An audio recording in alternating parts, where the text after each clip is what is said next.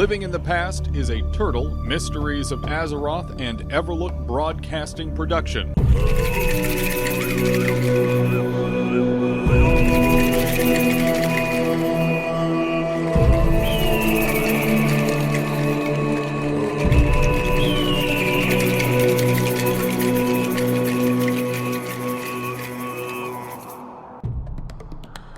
This is Living in the Past, your Everlook Broadcasting Company monthly show about all things Turtle, Mysteries of Azeroth. Today is Thursday, December 5th, and I'm Dan, your host for the next hour. This is an oddball Thursday show. I know it's weird. It's very weird to be doing this not on Friday. Just to give people a little context, I'm very routine and very ritualistic in everything I do. I have my personal rituals, I have my personal routines that I go through, and doing this not on a Friday has me very discombobulated. I'm very much like, what? From Jumanji. What year is it? That's my brain right now. I don't know what's going on. The reason though that this is on a Thursday is because this weekend I'm going out to a wedding, and I have to do a lot of traveling tomorrow, which is the day I normally do this, and there's no way I could actually get this scheduled in the system, ready to go tomorrow, and be here to run it. So, for better or worse, we're doing this on Thursday instead. Lucky enough, the wedding is open bar, so we look at the positives here on Everlook. But that's why we're here on a Thursday instead of a Friday. Also, I should have said Thursday, December 5th, 2024, because this is, well, I don't know if this is going to be like the last show of 2024. I shouldn't say the last episode, but the next episode might be like a New Year's Eve show. We'll see. We'll see. Maybe, possibly, perchance. Either that is going to be very early January. It depends. I'm not actually doing anything for the Christmas holiday. I'm going to be here working, doing my normal routine. So I might be able to squeeze in a New Year's Eve show. And maybe we'll do something more fun. We'll see. Point being, though, we have a lot to talk about today. Oh my goodness. Do we have a lot to talk about? We have so many patch notes. Just pulling from the later half of November 20th, 27th, and December 4th.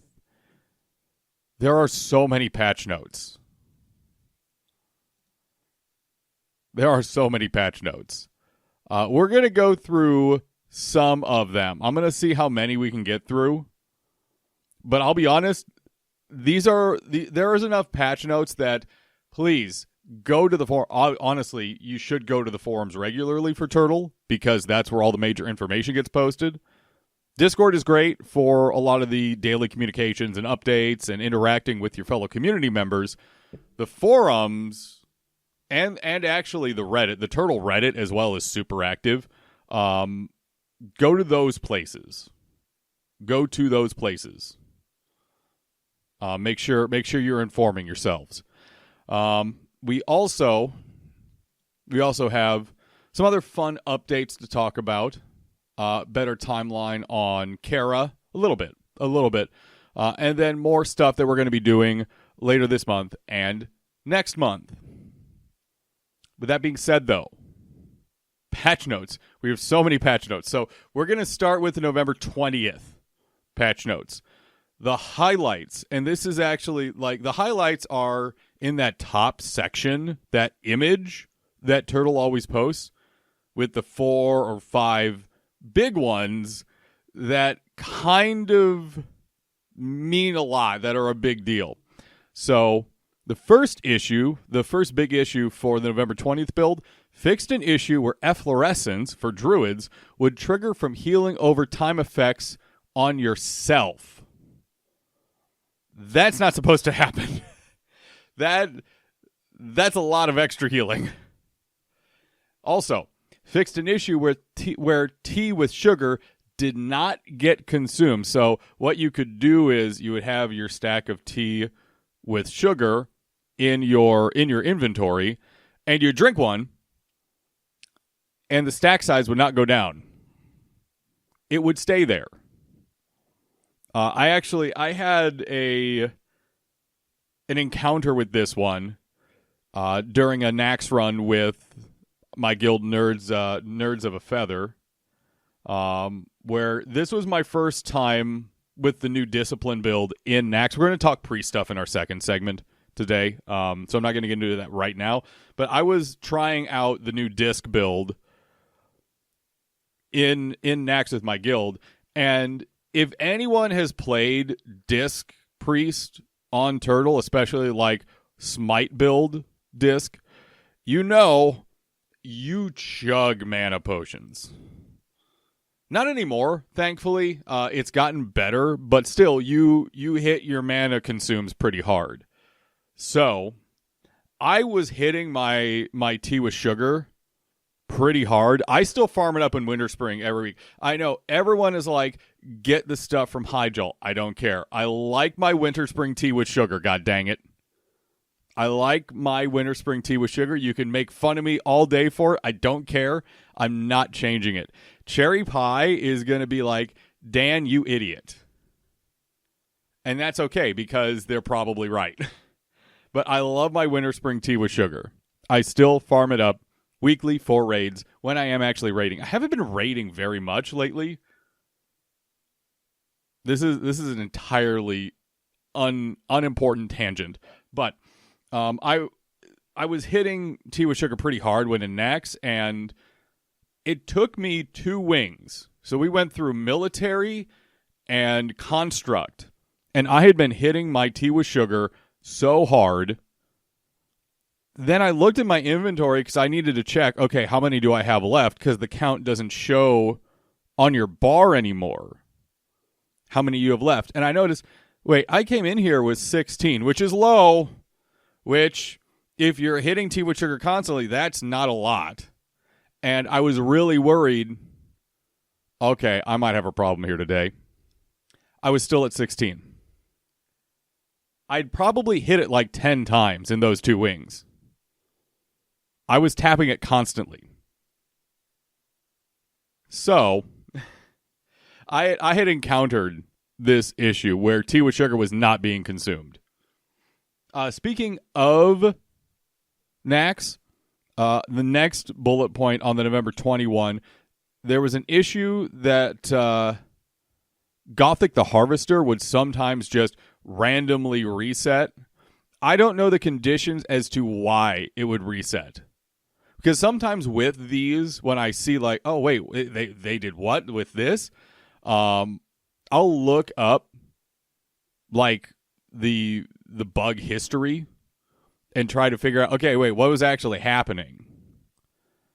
I did not do that with this, and I'm actually really curious as to why Gothic the Harvester was resetting. But that issue was fixed November 20th. And lastly for the bullet points, there was an issue where Mastery of Guns did not grant the correct skill bonus at all. That was fixed on November 20th. There's a lot more. There's a lot more in this like first big round of patch of bug fixes post 117.2.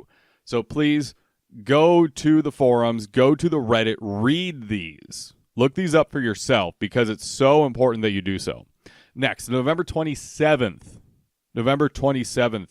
patch. The first bullet point, an issue where avoidance was not being learned by all pets was fixed. That's pretty big. That one's pretty big, especially since, generally speaking, you're not pocket healing for your pet. Mend pet is great and all, but if you're sitting and mending pet in combat constantly, something else is really, really, really wrong. So Good that got fixed. Resolved a cooldown issue with Tome of Tactical Escape. I don't know what that is. I actually don't know what that is. So I'm gonna have to look that one up. Fixed an issue where improved Water Shield did not provide the expected mana regeneration bonus while casting. Very important. Anyone who's played a shaman will tell you, oh, we got mana problems. Oh, we got mana problems. And I don't know if for Elemental specifically that was fixed for 117.2. I hope it was. I really do hope it was, and I hope Elemental Shamans are having a better time now. But certainly, that's if the mana regen from Water Shield was not coming in properly, that's going to be a massive problem. So that was fixed on November 27th. Last one for this, resolved an issue where Judgment of Command could be parried, blocked, or dodged. So for context, judgments are a paladin mechanic. You judge someone and it's a spell cast on the mob or the character, player, whatever. That should not be parryable, blockable, or dodgeable. That's a weird one too, where a spell can be parried, blocked, or dodged. Oh, that's oddball. There's another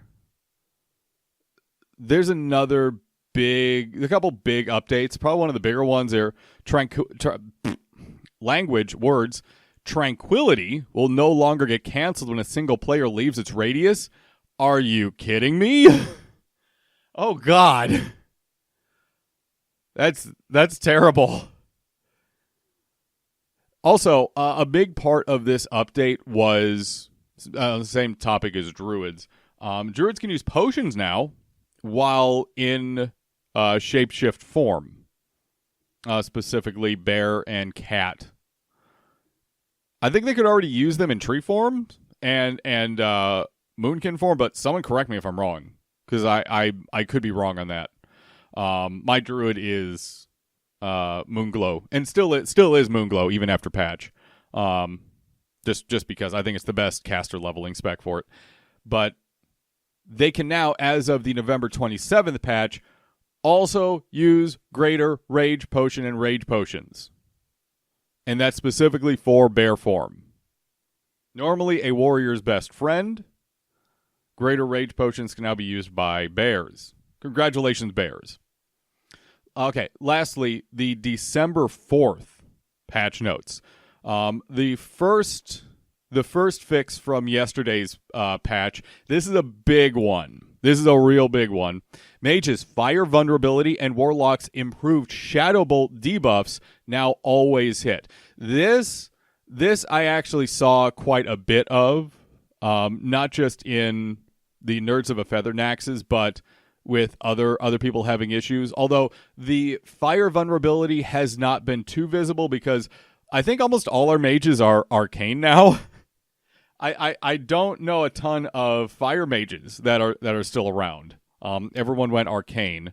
But this was a huge issue in general, where these debuffs were not actually hitting. And I can only imagine this caused a lot of confusion. This must have caused so much confusion. Like, how can a debuff miss? Like, you have a debuff, let's say, like Curse of Agony, if we're going in the Warlock direction, that can miss. That cast can not connect. But if the Shadow Bolt connects, why doesn't the debuff from it? So you can take care of that juicy damage bonus.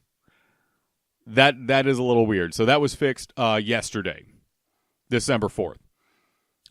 Also, they removed the unavoidable instant kill mechanic from Damien the Ripper. I don't actually know who that is. That sounds important. I don't know who that is. I don't know who that is at all. They resolved an issue causing players to be at war with the generic Alliance and Horde faction. So that's the general faction that's used for deciding what faction you're on after a race change. That's an issue. because you would race that, you could race change, but you would be then at war with the wrong faction. Now, my assumption is then you would still be not at war with your previous faction, but maybe you would be at war with both. And no matter what, that's not good. No matter what, that is not good. There was a calculation fix as the last bullet point for this patch. There was a calculation fix for negative haste effects, and the example they use is Curse of Tongues. Haste has been an odd mechanic since, I'm not going to say its inception, but certainly in the time that we have had it on Turtle, it's been an oddball one. The amount of discussions and arguments about how useful it is, how not useful it is it great to stack? Does it not nearly do enough for the stat points? It's been a very back and forth and contentious relationship since we got it. And I know a lot of people that I actually spend a lot of time with swear by it. So the calculation for a lot of the debuffs towards haste have been repaired. There were some issues with it. Also, in this patch, Greater Warlock Demons will now despawn when the Warlock dies versus going on a murder rampage. They will not do that anymore. One issue that the devs have been trying to stamp down on is, and they made good progress in this patch, but I think it's still going on, is Nefarians not dropping the right loot. Now, I'm not sure how support wants to handle requests on this, because I know I do Molten Cores with my buddy Toll and Pugonomics on Wednesdays, and as we were forming up yesterday evening, we were hearing about people not getting tier loot from Nefarian from our individual guilds. I know Nerds of a Feather actually had a Nefarian kill yesterday where no tier loot dropped. None. So I don't know if this is going to continue to be an ongoing issue per se. And I don't know how support would want to handle those issues, because Nefarian, as far as my understanding is supposed to drop 2 pieces of tier loot, 2 tier chests. That's my knowledge. I'm not a game dev. I don't know if I'm correct or not, but that's my understanding. So certainly, if you do have an issue with this, mention it in the support channel in Discord. Mention it in the support channel in Discord. Make an in-game ticket. Have patience with the support staff. I don't know. Hopefully it did actually get fixed, and there was just a lingering issue, like with the raid ID or something. Who knows? But hopefully it's been fixed. If it hasn't, though, and you're still having issues, please have patience. Patience is a virtue. There's so many more patch notes than just these, though. My God, they're huge. They are girthy. They're so girthy. So, please go over to the forums, go over to Reddit, and actually read through all of these.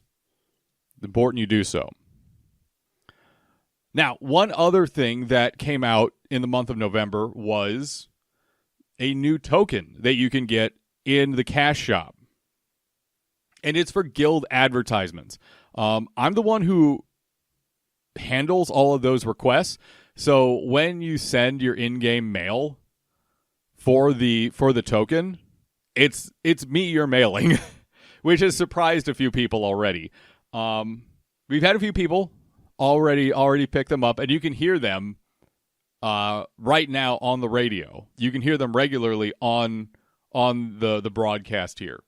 I wanted to clarify a few things about the guild promotion tokens. First off, it does take us about 5 days or so to turn around on it. It's not instant. It's not instant, and it's not a live shout out or anything. What we do is you send in the request. I get it in.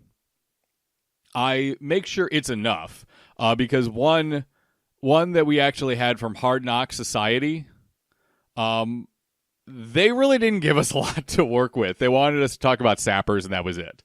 So I reached out to Hard Knock Society to try and figure out something more to get in there, and in the end, I ended up pulling from their guild promotion on Discord. Make sure you keep those updated, by the way. It's very important. And it ended up being a pretty good ad in the end. But it isn't live. It takes time to produce and turn around. We need to have either myself or our voice actors record it. And then we need to have it edited, cleaned up, have music put to it. And then we need to actually get it uploaded into rotation. Now, it plays many times. Here's the other thing. For how cheap the token is, you're really getting your money's worth. Because we play it a lot. Sorry, I just have to fix my monitor here. We play it a lot. So what happens is we put it in rotation, and it's going to play for a whole month. Like, the ad is going to play for a whole month, 2 to 3 times a day. So when you purchase a guild advertisement token and get it sent in, it has we count the 5 to 6 days as not part of that time. So it's 5 to 6 days after we get the request in, the 30-day timer starts. So let's say you purchase a guild token and send in the mail December 5th, today. Your 30 days on how long the promotion's going to run starts December 10th. And it's going to run multiple times a day, every day, from whenever we get it in to whenever it's done in January. I can't do 30 days math from December 10th. January 9th, would it be? I think it'd be January 9th. But we give you your value for that. The other thing I wanted to mention, though, about the guild token, the guild shout-out token, don't ask for personal shout-outs. Don't be like, hey, shout-out to my buddy Fester on the guild blah blah, you're the best. I'm not going to do that. They're specifically tokens for guild promotions. So please, when you buy one and send it in, think about, okay, how do I want to bring my guild's energy to the forefront? How do I really want to just be like, this is our guild? Heck yeah. Let's go. That's what I want you to think about when you're doing these tokens. But generally speaking, if there's an issue with a guild token send-in, with something not being right about it, I'll reach out directly on Discord and talk to you about it. I'm not just going to be like, well, they messed it up. I don't care. No, you're paying for it, so I'm going to actually work with you to try and make it right. But that's the guild shout-out tokens. Look it up in the store. I think it's like 70 or 80 turtle points. I think it's 70 or 80 points, so it's not a pricey one. And I really do try to give people their money's worth on that. Next up here, Karazhan 40, I should say. I was about to say Karazhan's opening soon, and all of you are going to be like, Dan, Karazhan's been open for ages, you dumb prick. I know. I know. Kara 40 is opening soon. The thing that the team wants to do is they just want to make sure that the character balancing and polish after 117.2 is really at a good state before they hit the go button for Kara 40. Because if they just send it while things are still getting polished up and fine-tuned, that's going to cause a lot of long-term mess as balance continues to be slightly adjusted, we'll say. So Karazhan 40 is happening soonish. But it also is a situation of the team just wants to make sure 117.2 is clean before that happens. And also, speaking of clean, coming up soon, I don't have an exact recording date yet, and I know we are a little late on schedule for it, but Under the Shell, the next Under the Shell, is going to be with world-famous team, I'll say mascot, Jamie, which we're very excited for. I have questions for him. We all have questions for him. That is going to be the next Under the Shell. I have not confirmed the recording date yet, but I can tell you it is on the way, and we're going to have Jamie on with us, which I'm very stoked for. And lastly, because this segment is actually starting to go really, really, really long, Meyer Beast.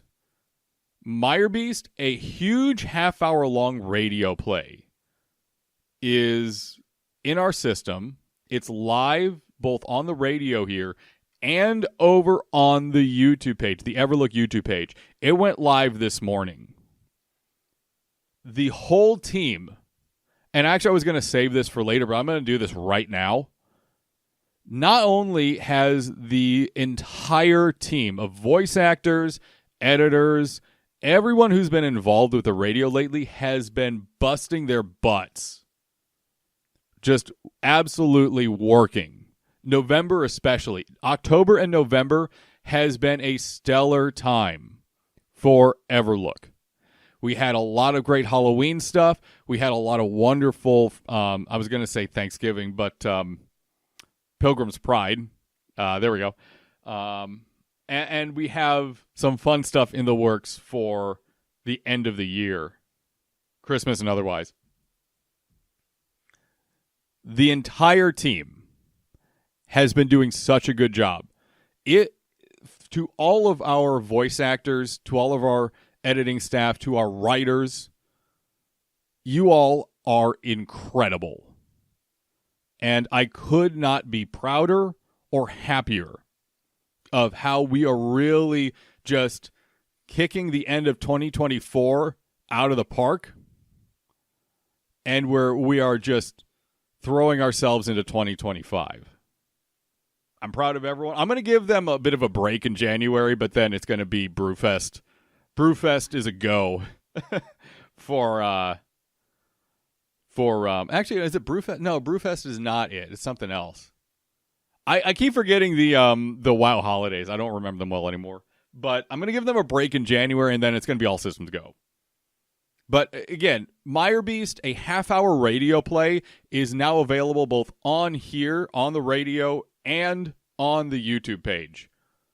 Incredible amounts of credit to the entire radio staff. You did an amazing job. Now, we're almost at a half hour for this first segment, so I gotta go.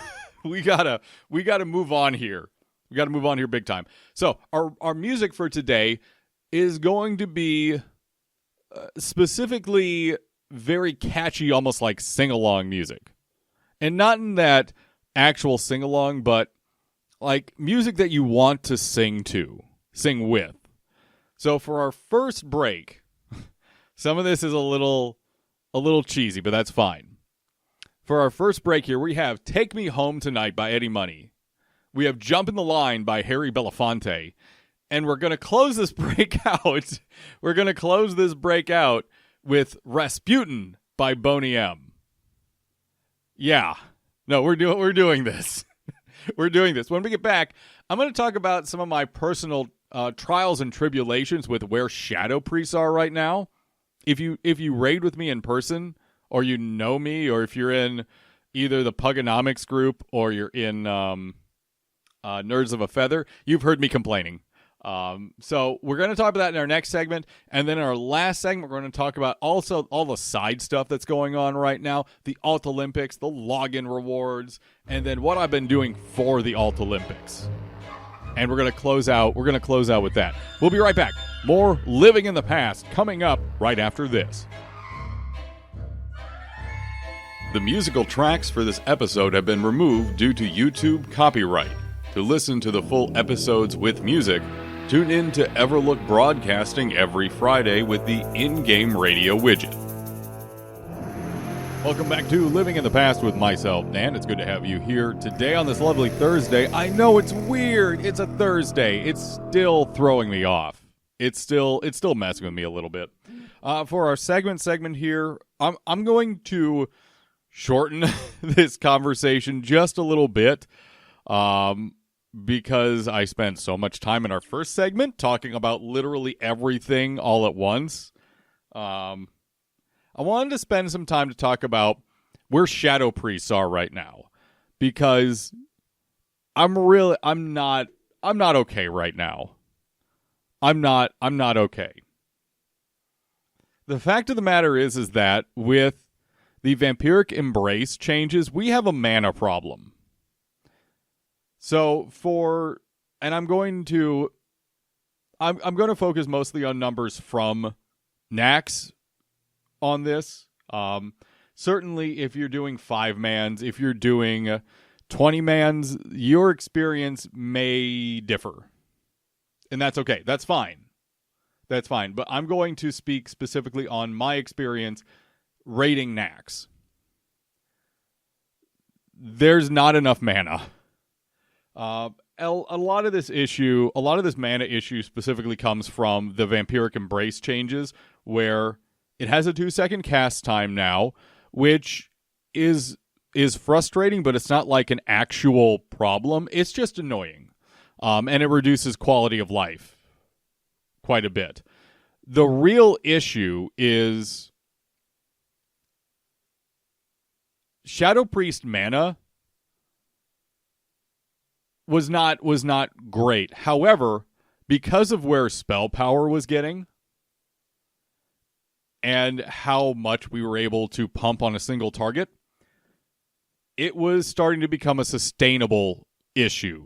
Where, especially in Nax, if I was in Shadow form, I wasn't in Holy Nova or Holy Smite spec. If I was in my Shadow build, on most bosses, I could sustain pretty effectively with just my tea with sugar.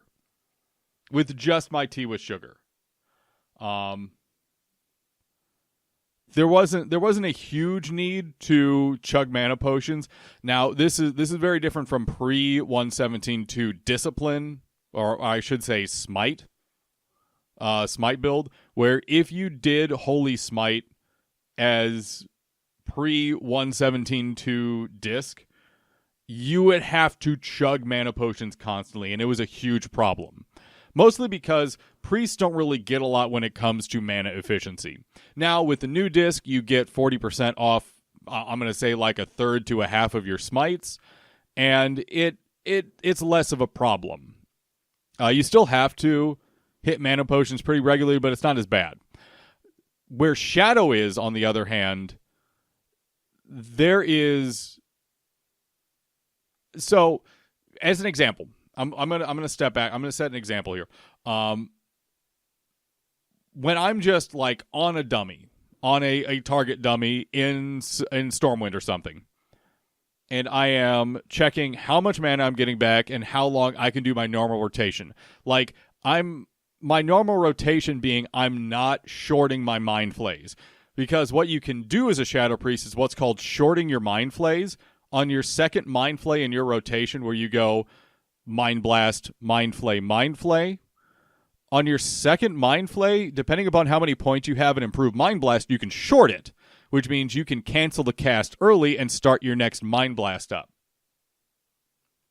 The fact of the matter is that it's very mana intensive. And with the 4-piece from your Tier 3 for Shadow now, it becomes an even bigger issue, but that I'm not going to get into. This is me not shorting my mind flays. I'm going in about a minute and a half. Now, when I have raid buffs and I have all of my consumes, that goes up to about 2 minutes, 10 seconds. About. Maybe a little less than that. But it's around there. 2 minutes, 10 seconds. Potions and mana and tea with sugar helps a little bit in this front.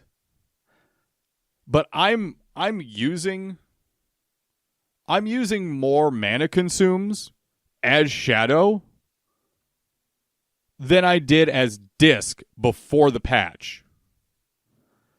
And something about that feels really wrong. Because a lot of what Shadow Priests are about is about that passive regeneration. But I'm having to pound mana cooldowns just so I'm not bone dry.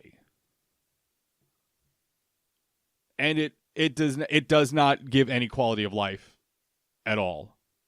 Like, I certainly get that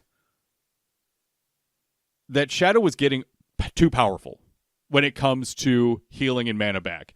True, yes, and I expect gear from Kara 40 to have made that worse. However, I believe the Vampiric Embrace changes, this is kind of the point I'm getting at. The Vampiric Embrace changes were far too heavy-handed for the reality of the situation. So what I believe should happen is one of two things. One, straight up revert the changes and let's look at a much more gentle balance. Like a percentile reduction of some kind instead of a full 50%. Or, and here's, I think, a really fun idea. Leave the Vampiric Embrace changes in place. Leave it in place, but give us some kind of talent that activates any vampirism stat we have on our gear to enhance the amount of mana and health coming back from Vampiric Embrace.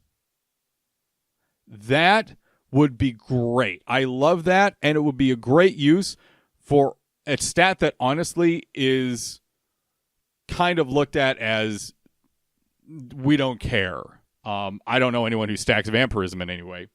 So having that as something that Shadow Priest could actually utilize much more and include in their gear calculation and start adding it to Shadow Priest and other caster gear because of that, I think that'd be a great idea. That adds more variety, that adds more style, that adds more unique math to where gear can go. And it adds some good quality of life for Shadow Priest, which for me right now is at an all-time low. It's just not there. I have no desire to raid as a Shadow Priest. Conversely, I love raiding as Disc. Disc is dynamic. It has fun new mechanics. It's got a lot of more thought that goes into, well, okay, how much crit do I actually want to be stacking? Because while 40% off on your smites is great, if you end up doing like 7, 8 instant cast smites in a row on just the GCD, boy, you got threat. Boy, you got threat. That's a lot of threat. And the threat reduction talent isn't always going to be enough. So you got to be careful. I will say I do appreciate the tier 3 for Shadow Priest, where, I mean, not all of it is the absolute best, but the set bonuses are good, and a few of those pieces, especially the tier 3 Shadow Shoulders, are just generic spell power, and they're easily better than pretty much anything you can get as a Shadow Priest. There's an argument to be made for the shoulders off Gluth instead of the tier 3 Shadow Shoulders, especially for like Smite, but the set bonus is worth it, and it has crit on it. It does have crit on it? I think it has crit on it. It's either crit or hit, and either way I'm happy with it. So there is an argument to be made, though, for the Gluth Shoulders. Anywho, my ask is this. Devs, I don't know how many of you actually listen to this show. I'm sure a lot of you think, oh, he's just a blowhard on the side doing his thing. But please, consider what you're doing with Shadow, because right now, quality of life is bad. Our mana efficiency is in the toilet, where before it was stellar. There was a problem. Certainly how overpowered Shadow's regeneration was overpowered, but now it's in the toilet. And we've swung to the opposite end of the spectrum. So please consider what I said here. There's definitely some solutions to be had, either by a smaller percentile reduction or some way to slowly tune it up with vampirism. No one uses vampirism right now. I think it'd be fun to use vampirism. There's other options. So I really hope that something is considered. I really hope something is considered, because as it is, I like Shadow. I want to be Shadow on my priest. I had this really nice art done for Zaps as a Shadow priest. I want to stay Shadow. But if I want to be useful in a raid, I have to go Discipline. And that feeling really kind of sucks. I don't like that feeling. It makes me not want to play my priest at all. But we have, again, I think there are great solutions here. I think there's great ideas to work with. I hope some are considered. With that being said, we need to take our next break. Again, the first segment went stupid long. This show is going to go into overtime, I think. That's okay. That's fine. There's a lot to talk about. For our next break, we have, again, songs that you just want to sing with. You want to, jam out with. So we have the closing music that I use every week for this show, Wipe Res Rebuff by Thoriana and Jambo Jin. Then we have Africa by Toto. And then to close on this break, Banana Man by Tally Hall. When we come back, the Alt Olympics, login rewards, and so much more of what I've been up to this past month. So stay tuned, enjoy the break, and we will come back with more Living in the Past coming up right after this. The musical tracks for this episode have been removed due to YouTube copyright. To listen to the full episodes with music, tune in to Everlook Broadcasting every Friday with the in-game radio widget. Welcome back to Living in the Past with myself, Dan, for our final very short segment. I'm 90%, I'm already over time, but you know what? We're going to have some fun with it. The Alt Olympics, a fun kind of surprise event that Turtle's been hosting over the last week or so. I think it's been one full week. Since it started. And my goodness, has it been fun.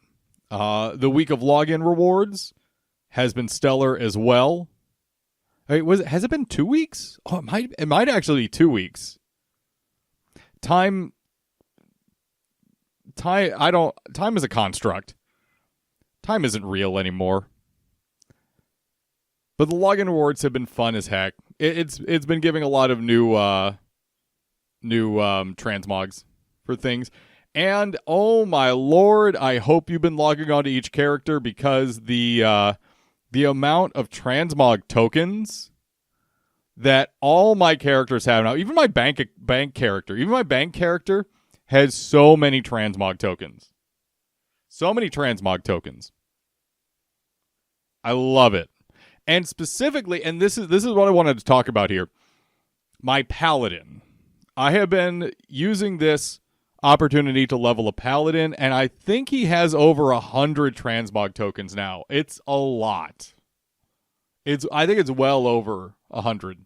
It might be a good deal over 100. I would log in right now and check, but that actually might take more time than this segment has right now.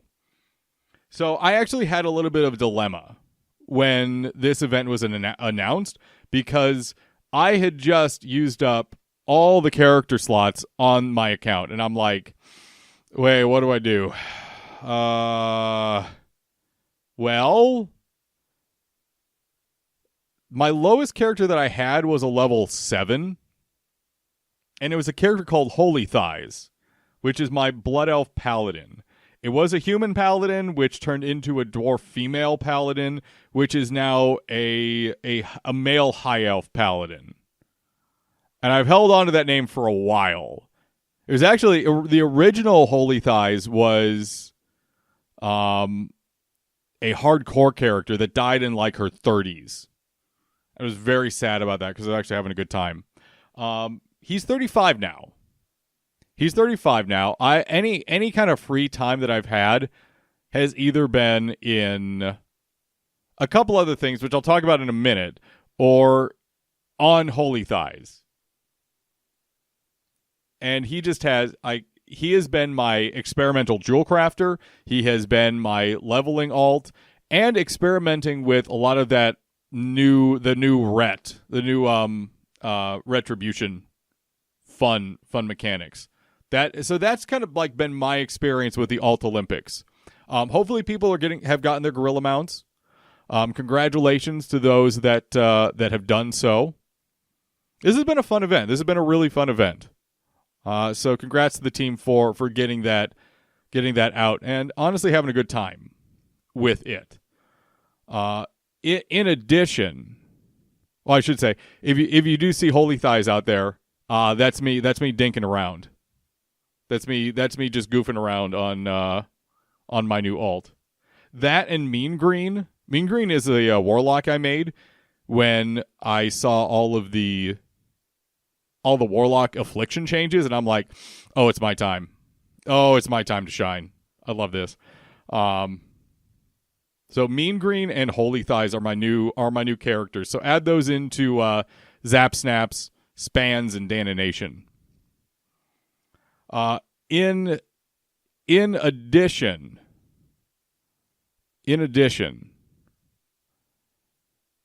go ahead and keep your eyes out for some new stuff on the radio happening in January. We have a new DJ coming up.